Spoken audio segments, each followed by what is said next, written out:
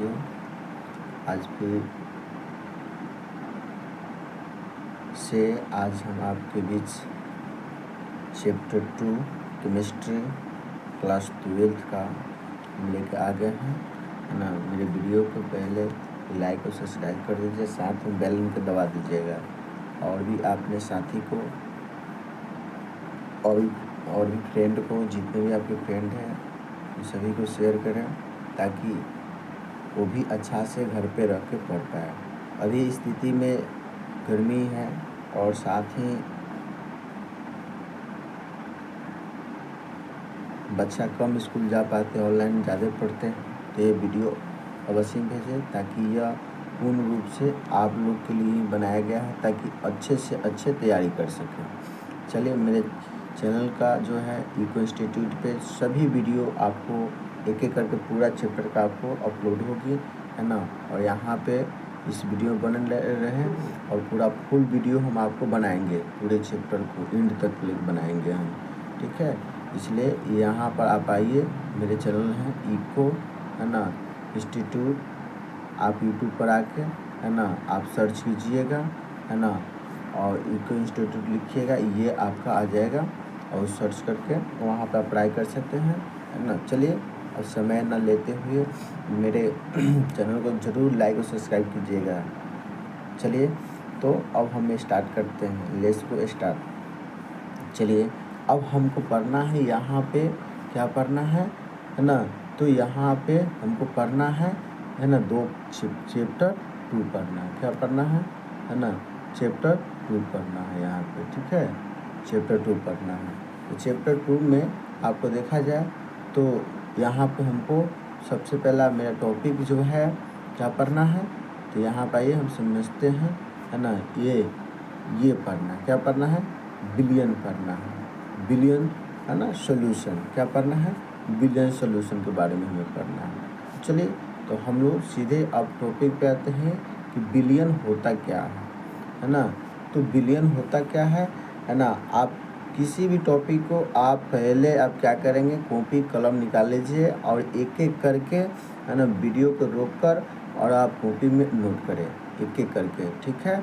चलिए, आपको कोचिंग जाने की कोई आवश्यकता नहीं, यहाँ से आप पूरे के पूरे आपको चैप्टर हम कराएंगे, एक एक चैप्टर हम कराएंगे।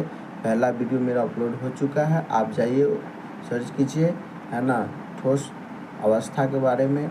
आप वहाँ से पूरे वीडियो को देखिए, आप लाभ उठाइए। चलिए, हम लिंक भी दे देंगे डिस्क्रिप्शन में, आप वहाँ से भी देख सकते हैं। तो मेरा टॉपिक जो पहला है ना, मिश्रण, ठीक है। तो मिश्रण क्या होता है हम समझेंगे। तो मिश्रण जो होता है ना, 2 या 2 से अधिक, है ना, मिश्रण जो होता है 2 या 2 से अधिक होते हैं। 2 या 2 से अधिक पदार्थों को मिलने पर, है ना, मिश्रण बनता है। क्या होता है, 2 या 2 से, यानी कि 2 या 2 से, देख लीजिए यहाँ, है ना, 2 या 2 से अधिक पदार्थों को मिलने पर, है ना, जो मिश्रण बनता है ना, वो क्या कहलाता है, तो मिश्रण कहलाता है। चलिए, तो हम लोग जानेंगे कि मिश्रण के प्रकार। तो मिश्रण के प्रकार क्या है तो समझेंगे, ठीक है। तो मिश्रण को हम लोग 2 भागों में बांटे हैं। पहला जो है मेरा, है ना, पहला जो है मेरा समांगी मिश्रण, है ना। यहाँ पे देखिएगा, मेरा जो पहला है क्या है, समांगी मिश्रण। दूसरा क्या है ना, विसमांगी मिश्रण। तो चलिए, अब हम लोग जानते हैं कि समांगी मिश्रण क्या होता है। चलिए, तो समांगी मिश्रण के बारे में भी यहाँ पर दिखाया गया है। यहाँ पर देखिए, है ना, 2 या 2 से अधिक पदार्थों को मिलाने पर जब उन्हें अलग अलग, है ना, देखा जा सके, जैसे जल में चीनी, है ना, तो ये क्या कहलाता है, तो समांगी मिश्रण कहलाता है। ये देख लीजिए यहाँ पे, है ना, क्या है, तो समांगी मिश्रण है। ये यहाँ पे जो देख रहे हैं ये क्या है, आपका समांगी मिश्रण है। चलिए, अब हम लोग जानेंगे विसमांगी मिश्रण क्या होता है। तो यहाँ पे देखिए, है ना, लिखा हुआ है 2 या 2 से अधिक पदार्थों को मिलाने के बाद उन्हें अलग अलग देखा जा सके, जैसे कि जल में मिट्टी, है ना। तो क्या होता है, यानी समझ लीजिए, यानी आप यहाँ पे जल जो होता है, जल और मिट्टी, है ना, मिट्टी। चलिए, और इसी तरीक़ा से आगे देखेंगे, है ना, जैसे कि बिलियन, बिलियन के बारे में हम लोग जानेंगे बिलियन क्या होता है। ठीक है, तो बिलियन जो होते हैं दो या दो से अधिक पदार्थों का समांगी मिश्रण ही बिलियन कहलाता है। ठीक है, यानी समझ लीजिए कि यहाँ जो दिया गया है ना, यहाँ जो दिया गया है दो या दो से अधिक पदार्थों का समांगी मिश्रण ही बिलियन कहलाता है।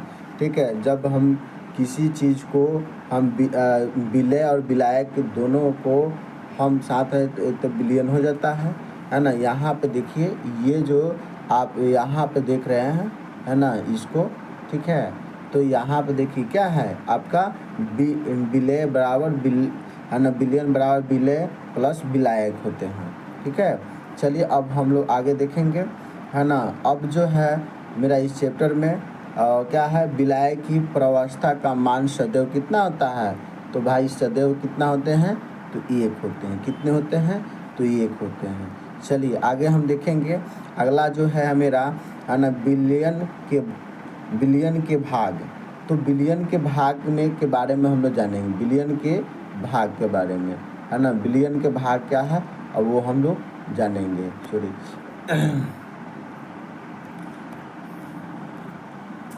है ना, बिलियन के भाग के बारे में हम लोग यहाँ पे जानेंगे। चलिए, तो यहाँ पे हमको क्या है, विलय क्या होता है, वह पदार्थ जो बिलियन में कम, है ना, मात्रा में उपस्थित होता है, है ना, विलय कहलाता है, या जिसे घोला जाता है विलय कहलाता है। कोई भी चीज़ को घोला जाता है ना, उसी को हम लोग क्या करते हैं, विलय कहते हैं। चलिए हम लोग अगला देखेंगे, है ना। चलिए, किसी भी विलय में एक से अधिक विलय, है ना, एक से अधिक विलय हो सकते हैं। किसी भी विलय में एक से अधिक विलय हो सकते हैं। चलिए अगला हम देखेंगे, है ना, विलायक के बारे में हम लोग जानेंगे। ठीक है, तो विलायक क्या होता है, विलायक जो होते हैं, है ना, वह पदार्थ जो बिलियन में अधिक मात्रा में, है ना, उपस्थित होता है तो विलायक कहलाता है। समझे ना, आप ध्यान रखेंगे कि विलायक जो होते हैं ना, अधिक मात्रा में, है ना, उपस्थित होते हैं तो क्या है, विलायक कहलाता है। जैसे पानी को आप ले लेंगे और उसको उसमें अधिक मात्रा में दिखेगा तो क्या होगा, विलायक कहलाएगा।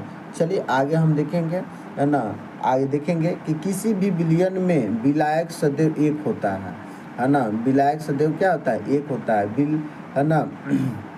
बिलियन सदैव विलायक की अवस्था को, है ना, दर्शाता है। इसको क्या दर्शाता है, अवस्था को ही, है ना, दर्शाता है। यहाँ देख लीजिए, है ना। चलिए अगला देखेंगे, है ना, बिलियन के प्रकार समझेंगे। बिलियन के प्रकार के बारे में हम लोग देखेंगे और समझेंगे।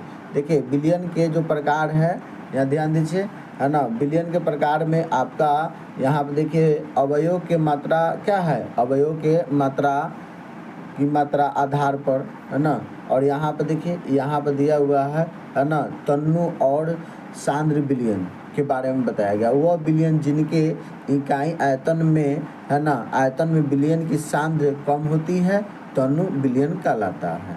चलिए अगला हम देखेंगे, है ना, इसको हम तीर चिन्ह दे के लिख सकते हैं, तीर चिन्ह दे के, या आप क्या कहें तो आप रोमन नंबर करके भी लिख सकते हैं। चलिए तथा वह बिलियन जिसके इकाई आयतन में बिलियन की सांद्र अधिक होती है सांद्र बिलियन कहलाता है। चलिए समझ गए ना, आगे ध्यान देंगे, है ना।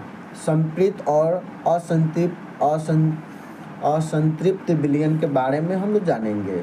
जैसे कि यहाँ पे ये देखिए, यहाँ पर एरो जो दिया हुआ है, यहाँ से डैश दे के लिखेंगे तो यहाँ देखिए स्थिर ताप पर वह बिलियन जिसमें बिलियन, है ना, बिलियन जिसमें बिलियन की अधिकतम संभव मात्रा घुली हो, है ना, संतृप्त बिलियन कहलाता है। समझ गया। चलिए आगे हम देखेंगे, है ना, तथा वह बिलियन जिसमें बिलियन की मात्रा संतृप्त के लिए आवश्यक मात्रा से कम हो और संतृप्त बिलियन कहलाता है। चलिए आगे हम लोग देखेंगे, है ना, अति संतृप्त बिलियन के बारे में हम लोग देखेंगे। देखिए यहाँ पर देख रहे हैं ना, यहाँ पे टॉपिक जो देख रहे हैं ये, है ना। चलिए तो ये जो है स्थिर ताप पर जब किसी बिलियन में विलय की मात्रा संतृप्त बिलियन से अधिक हो जाती है, अति संतृप्त बिलियन कहलाता है। चलिए हम लोग आगे देखेंगे, क्योंकि हमको इस वीडियो के अंदर पूरे के पूरे आपको कवर कराएंगे, इसलिए हम चाह रहे हैं कि आप अधिक से अधिक कम समय में ही सारी चैप्टर को कवर कर पाए, है ना। और ये पूरे के पूरे इस वीडियो में बने रहें, पूरे ऑल ओवर पूरे आपको चैप्टर तक पूरा इंड करा के रखेंगे चैप्टर को। चलिए तो अगला हम देखेंगे अवयव के भौतिक अवस्थाओं के आधार पर, है ना। तो देखिए अवयव को भौतिक अवस्था के आधार पर जो बताया गया है यहाँ पे, है ना। तो जो यहाँ पे देखिएगा क्या है, यानी विलेय है, और यहाँ पे क्या है, विलायक है, और यहाँ पे क्या है ना, विलियन है, और यहाँ पे क्या है, इसका उदाहरण है। तो इस तरीक़ा से यहाँ पे आपको दर्शाया गया है। तो यहाँ पे देखिए क्या है, ये गैस है, ये भी क्या है, गैस है, ये भी गैसीय है, इसका है ना उदाहरण ना ले लीजिए, तो इसमें O2 प्लस Na2 हो जाएगा। तो यही चीज़ इसमें आप देखिए, इसमें देख रहे हैं, इसमें क्या है, गैस हो जाएंगे, और यही चीज़ जो है इसमें क्या आ जाएंगे, गैस भी हो जाएंगे, यही चीज़ इसमें क्या आ जाएंगे, गैसीय हो जाएगा, और है ना। चलिए तो आप इसमें देखिएगा कि जैसे कि द्रव हो गया, गैस हो गया, विलयन हो गया, Na2 में क्लोरोफॉर्म हो गया, है ना। इसमें देखिए ठोस, गैस, N2 में कपूर, इस तरीक़ा से आप इसमें देख रहे होंगे। चलिए अब हम लोग आगे देखेंगे, इसी में और भी है, जैसे कि यहाँ पे देखिए, है ना, गैस, द्रव, है ना। जैसे पानी में O2 रखते हैं, तो द्रव विलयन, है ना, अल्कोहल प्लस जल, है ना। चलिए अब आगे हम लोग देखें, जैसे कि ठोस, द्रव, है ना, चीनी और पानी होते हैं। चलिए तो यहाँ पे देखेंगे गैस, ठोस, है ना, Pt की सतह पर, है ना, H2। इसी तरह से द्रव, ठोस, विलयन, है ना, तो ये क्या है, अम्लन, है ना, NaHG। चलिए ठोस है तो सोना प्लस कॉपर होते हैं। चलिए आगे हम देखेंगे, है ना। यहाँ पे देखिए लिखा हुआ है, देखेंगे, है ना, तो क्या है, तो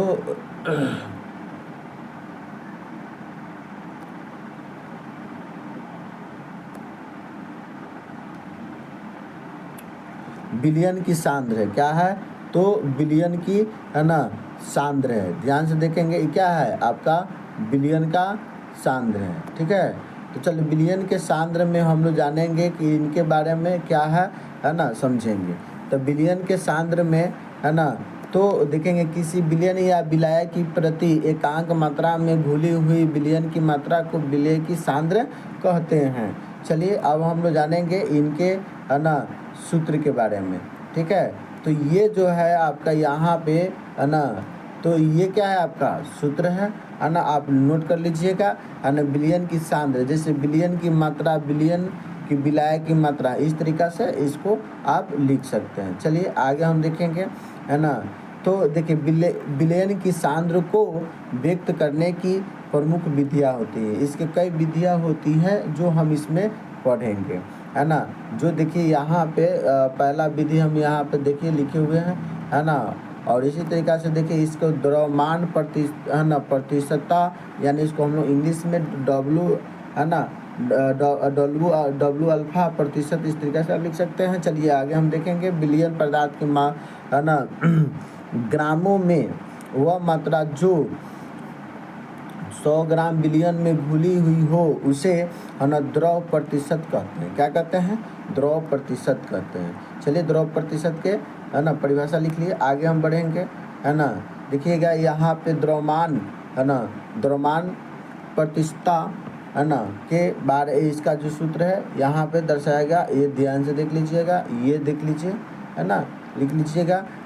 तो क्या होता है, द्रव्यमान प्रतिशतता के बराबर होता है विलेय का द्रव्यमान, है ना, यानी कि Gm बटा विलयन का द्रव्यमान गुने 100। चलिए अब हम लोग आगे देखेंगे, है ना। यहाँ पे देखिए क्वेश्चन है ना, जो नोमेनक्लेचर हम लोग जो बनाते हैं, है ना, 1-2 क्वेश्चन हम इसमें डाल दिए ताकि आपको अच्छी से समझ है ना, ठीक है। चलिए तो यहाँ पे देखेंगे प्रश्न है कि देखिए यहाँ पे क्या है 40 ग्राम, क्या 40 ग्राम Cl, यानी कि है ना Cl को ले लेते हैं, पोटेशियम क्लोराइड को है ना 400 ग्राम जल में है ना घोला जाता है, तो है ना पोटेशियम क्लोराइड यानी कि Cl की द्रव्यमान प्रतिशत ज्ञात करना है इसका। ठीक है, तो समझ लीजिए कि यहाँ पे कि आपको हल किया गया कि यानी विलय की भार कितना है 40 ग्राम है, और विलय का जो है ना यानी जो विलय है मेरा है ना विलय, तो इसका जो भार कितना है हमको, तो 40 ग्राम है। कितना है, तो 40 ग्राम है, तो समझ गए।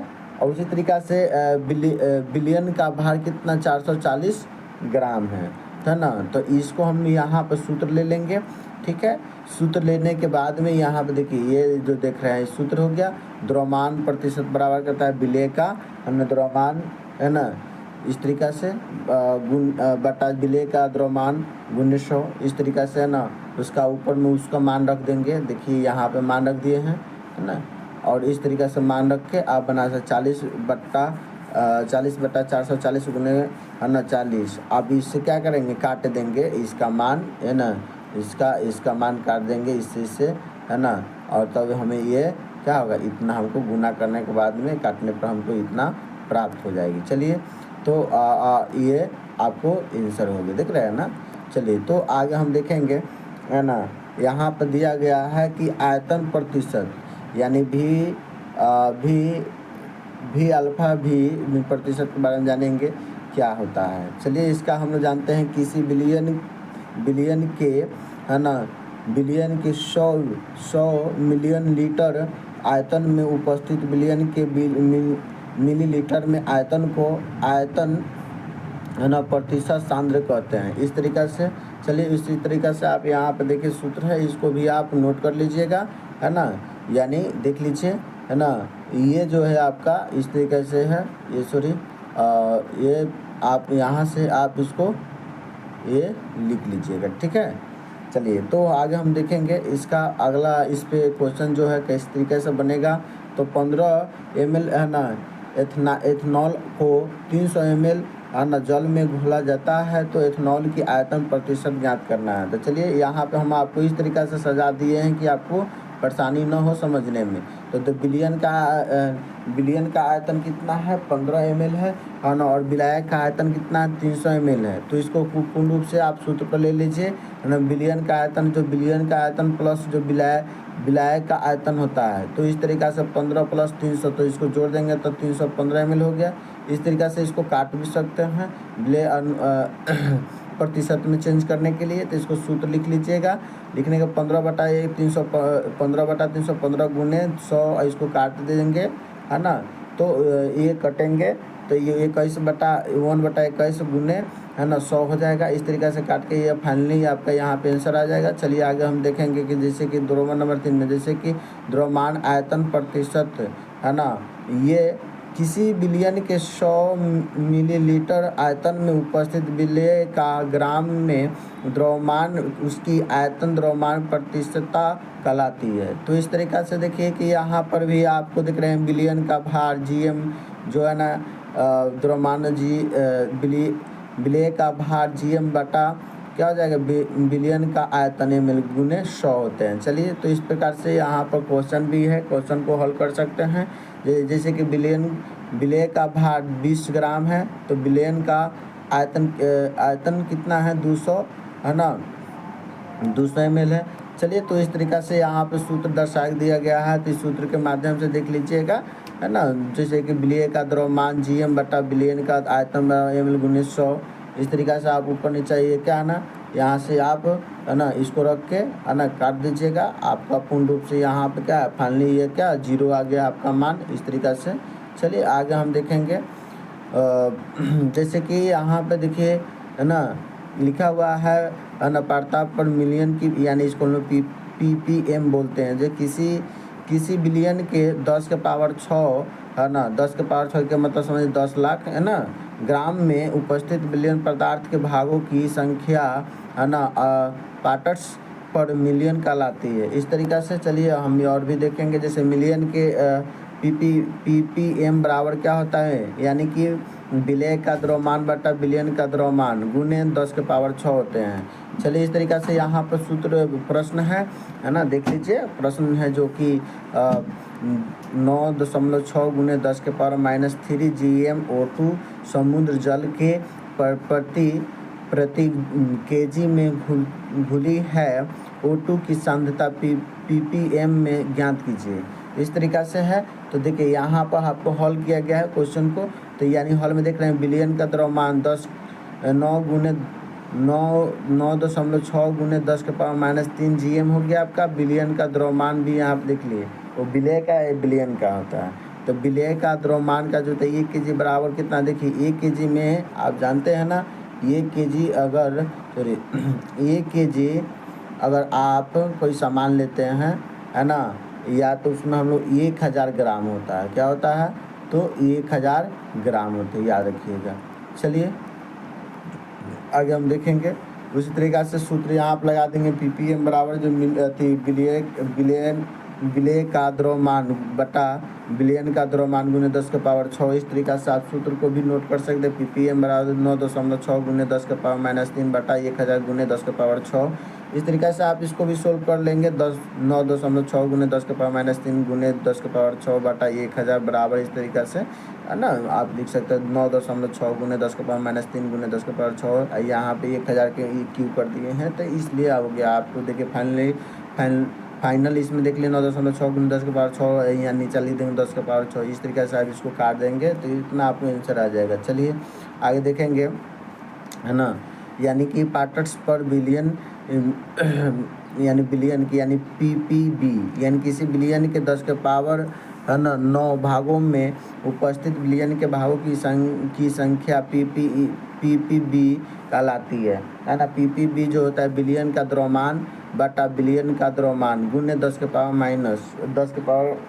पावर 9। चलिए इस तरीक़ा से आप देखिए यहाँ पर मोलरता m बराबर क्या होता है, किसी बिलियन के प्रति लीटर आयतन में उपस्थित बिलियन के मोलों की संख्या को है ना। इस तरीक़ा से आप देख लीजिए है ना, मोलों की संख्या बराबर क्या होता है, विलय का द्रव्यमान बटा विलय का अनुभार होता है। चलिए आगे हम देखेंगे मोलरता, यानी कि विलय के मोलों की संख्या बटा विलय का आयतन यानी मिली में है ना। इस तरीक़ा से आपको यहाँ पर भी देखिए मोलरता बराबर विलय के मोलों की संख्या बटा विलय का आयतन है ना, आयतन गुने 1000। तो इस तरीक़ा से है। चलिए उस तरीक़ा से यहाँ पे आपको बताया गया भी है, देख लीजिएगा। यहाँ पे जो है ना कुछ सूत्र है, इस तरीक़ा से आप नोट करिए। m बराबर n बटा भी है ना, l है उसमें, देख लीजिएगा। चलिए m बराबर w बटा m है ना, भी है ना। इस तरीक़ा से आप नोट कर लीजिएगा। इसका मेन सूत्र है, ब्रैकेट देकर लिख लीजिएगा। चलिए अब हम लोग आगे देखेंगे। इस पे क्वेश्चन है, कुछ बना लेंगे।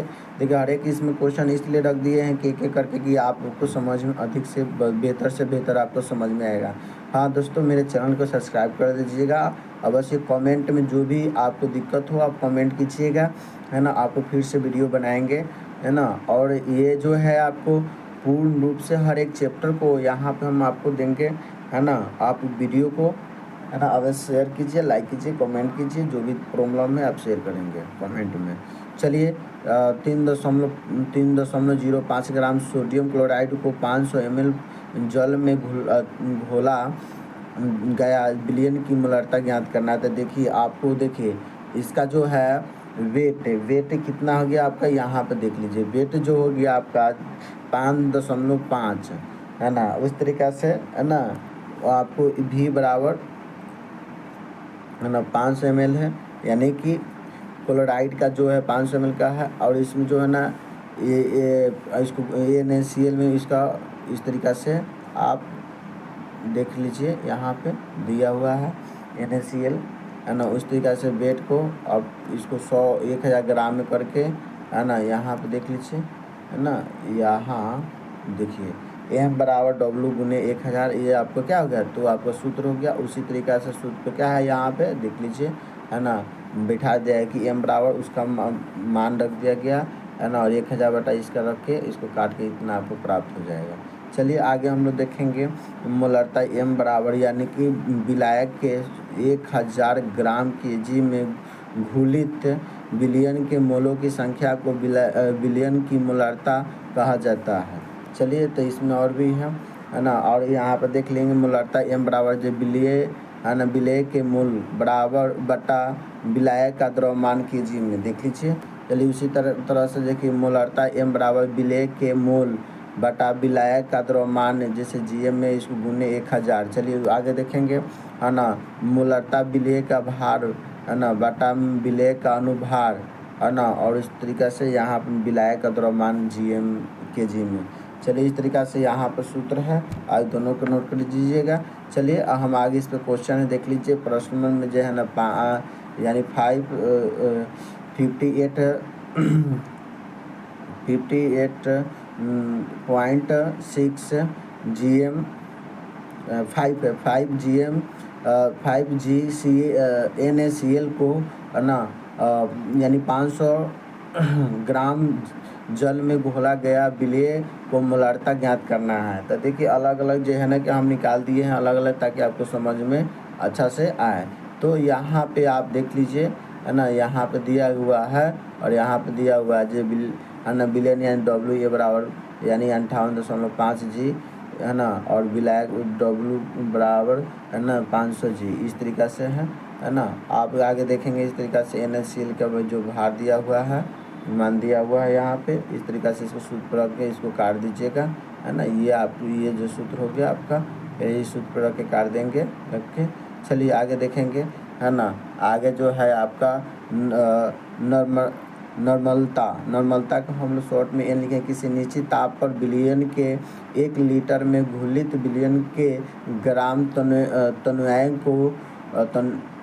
तुलनायकों की संख्या को उस ताप पर विलयन की नॉर्मलता कहलाता है ना। इस तरीक़ा से आगे आप ध्यान देंगे नॉर्मलता n बराबर क्या होता है, विलय के ग्राम है ना तुलनायकों की संख्या बटा विलयन का आयतन है ना लीटर में। इस तरीक़ा से आगे आप देखेंगे है ना, नॉर्मलता n बराबर विलयन में ग्राम तुलनायकों की संख्या बटा है ना विलयन का आयतन मिली में गुने 1000। इस तरीक़ा से आप लिख लीजिएगा।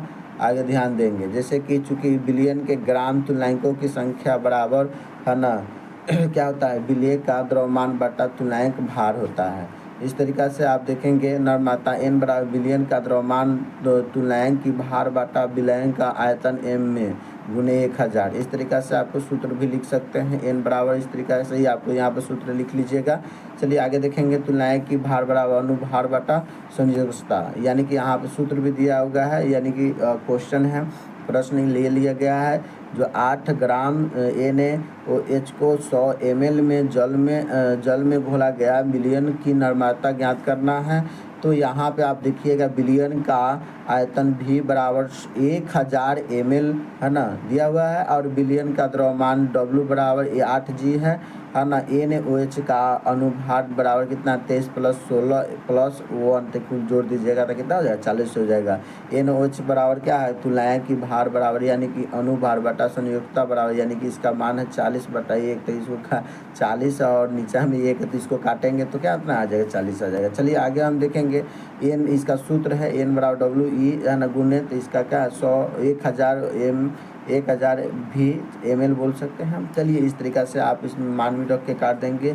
आगे हम देखेंगे है ना जैसे कि मोल प्रभाज के बारे में, 1 विलयन में किसी घटक में घोलों की संख्या तथा विलयन में उपस्थित कुल मोलों की संख्या के अनुपात को उस घटक का मोल प्रभाज कहते हैं। इस तरीक़ा से है, और इसका सूत्र भी है ना, एक घटक का मोल प्रभाज बराबर क्या होता है, घटक के मोलों की संख्या बटा विलयन में उपस्थित कुल मोलों की संख्या।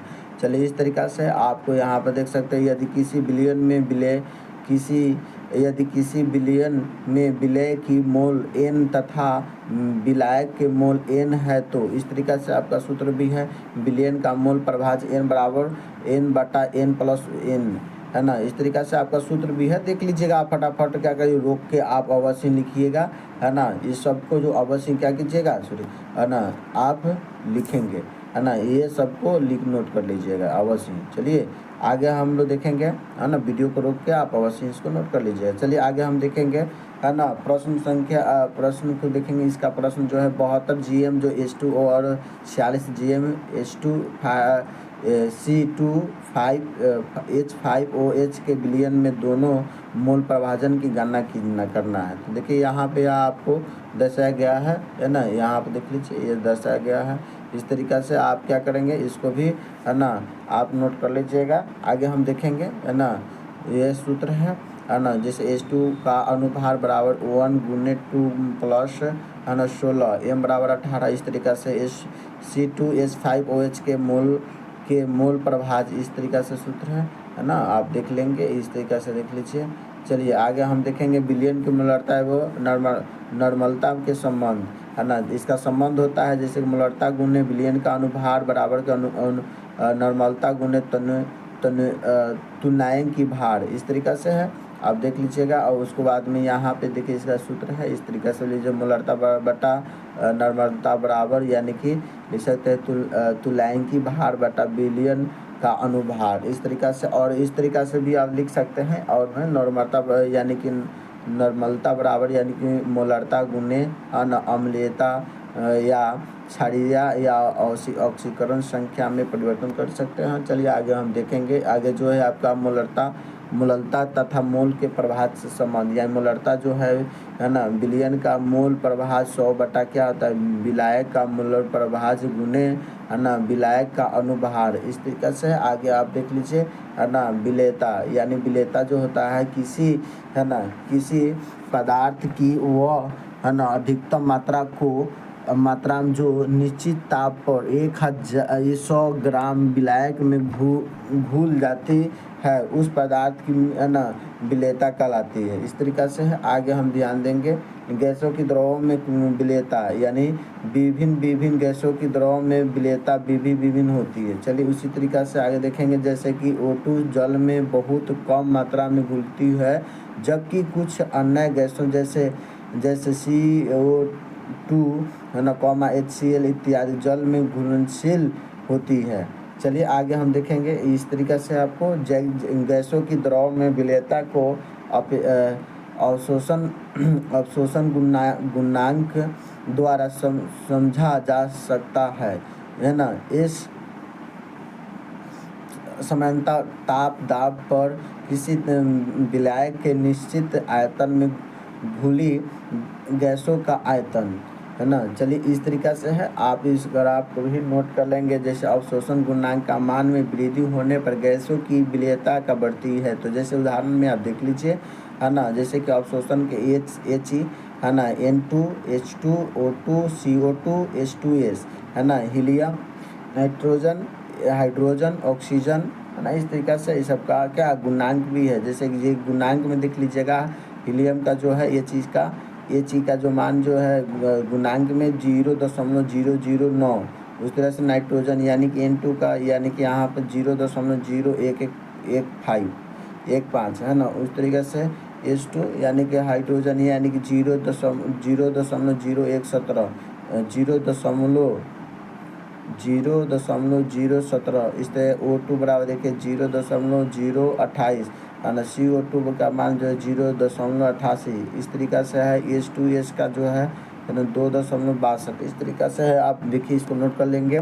चलिए आगे देखिएगा, हेनरी का नियम जो है ना, कई एग्जाम में पूछता है, कई बार पूछा गया है ना, हेनरी का नियम जो इस नियम के अनुसार स्थिर ताप पर किसी गैसों की द्रव में घुलनशील या विलेयता को गैसों के दाब में समानुपाती होती है। इस तरीक़ा से है। देखिए इसको, है ना, आप फिगर बना लीजिएगा, है ना, देख लीजिए, ठीक है। चलिए आगे हम देखेंगे, है ना, जहाँ देख रहे हैं कि, है ना, जहाँ M घुली हुई गैसों की मात्रा है, P क्या है, समयावस्था पर गैसों के दाब है, और K बराबर के समानुपाती स्थिरांक है। इस तरीक़ा से है। चलिए हम आगे देखेंगे। यदि विलेयता को विलयन में गैस के मोल अंश के रूप में, है ना, व्यक्त किया जाए, तो हेनरी के नियम के अनुसार किसी गैस वाष्प अवस्था में आंशिक दाब P उस विलयन में गैस के मोल अंश, है ना, यानी मोल अंश देख लीजिएगा, है ना, के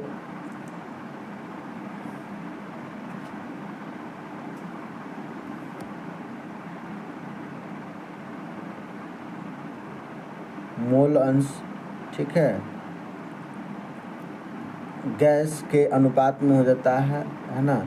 चलिए, यानी H गैस है, तो आगे देखिए इस तरीक़ा से आपको इसको नोट कर लेंगे। P2H है ना, LH गैस, उस तरीक़ा से आप यहाँ पर देखिए H को P बराबर KH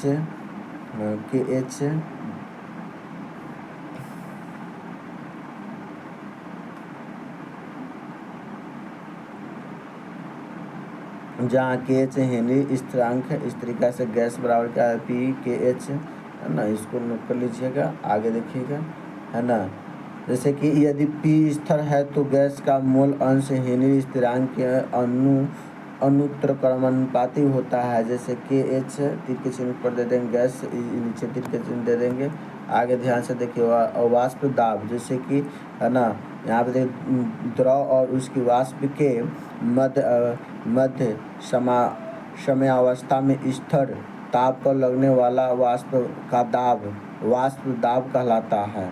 जैसे कि तीर के चिन्ह नीचे यहाँ पर दिया, द्रव में वाष्प का बनना, वाष्पन, है ना, वाष्प में द्रव बनना यानी संघन, है ना। इस तरीक़ा से जो वाष्प में दाब में, है ना, अवनम, है ना, तो इसका होता है। तो यहाँ पे देखिए इसका परिभाषा है, जब किसी विलायक में कोई, है ना, वाष्पशील पदार्थ, है ना, घोला जाता है तो विलयन का वाष्प दाब कम हो जाता है ना। इस घटना को वाष्प दाब, है ना, अवनमन कहते हैं। इस तरीक़ा से आगे हम देखेंगे, है ना। अगला जो है मेरा, है ना, पराशरी विलयन, है ना, समपराशरी विलयन के बारे में हम लोग जानेंगे, है ना। ये जो है देख रहे हैं, है ना, क्या है, यानी ये वे विलयन जिनके परासरण दाब, है ना, दाब क्या है, समान, है ना, समान। उस तरीक़ा से यहाँ पर देख लीजिए, ये जो देख रहे हैं होते हैं तो समपराशरी विलयन कहलाते हैं। उसी तरीक़ा से अगला जो देखेंगे, है ना, क्या है, अलप क्या है ना, अलप पराशरी एवं अति पराशरी विलयन के बारे में यहाँ पर दिया गया है ना। देख लीजिए, दो विलयनों में जिस, है ना, जिस विलयन का, है ना, परासरण दाब कम होता है अलपसारी, है ना, या, है ना, पराशरी, और जिसका दाब विलयन अधिक होता है, है ना, अधिक होता है अति पराशरी विलयन, है ना, कहलाता है। इस तरीक़ा से है। चलिए आगे हम देखेंगे, है ना। अब यहाँ पे क्या हो गया आपका चैप्टर, है ना, यानी कि ख़त्म हो गया। यहाँ पे आपका, है ना, इंड हो गया। तो यहाँ पे आपका इंड हो गया। तो मेरे इस चैप्टर को इस वीडियो को लाइक और सब्सक्राइब कर दिए, साथ में बेल आइकन दबा दीजिएगा। और मेरा चैनल जो है, जो चैनल का नाम है ना, इको इंस्टीट्यूट, इस चैनल को, है ना, लाइक और सब्सक्राइब करना ना भूलिएगा। चलिए, जय हिंद।